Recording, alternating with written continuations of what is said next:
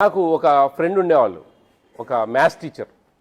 చాలా high intelligent అనమాట ఆయన మ్యాథ్స్ అంటే చాలా ప్రాణం. నాతో ఎప్పుడన్నా 2-3 రోజులకు ఒకసారి కలిసేవాడు. ఏమండి ఎలా ఉంది స్కూల్లో, హై స్కూల్లో బాగా చెప్తా ఉన్నారా, బాగుంది అంటే, ఏం చెప్పాలి సార్ అర్థం కావడంలే, ఈరోజు వచ్చినవాడు రేపు రాడు, రేపు వచ్చినవాడు ఎల్లుండి రాడు. ఇట్లా ఎందుకంటే మ్యాథ్స్ అనేది కంటిన్యూటీ ఉంటుంది. ఎక్కడ కూడా డ్రాప్ అయిందంటే అది నెక్స్ట్ డే అర్థం కాదు, మళ్ళీ చెప్పాలంటే ఒకరికి కష్టమవుతుంది.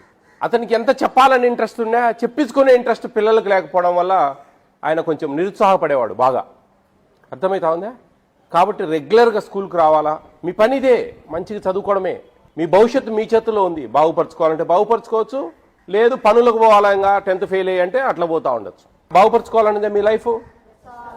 మంచిగా చదువుకోవాలి, రేపు మీ తల్లిదండ్రులకు మంచిగా ఒక పేరు తీసుకురావాలి, వాళ్ళని రేపు సాకాలి మీరు. ఇట్లా మంచిగా ఒక లైఫ్ అనేది క్రియేట్ చేసుకొని మీ భవిష్యత్తు బంగారు బాటగా మలుచుకోవాలి. దానికి ఇదే ఆయుధం. విద్య అనేది బహు గొప్పది.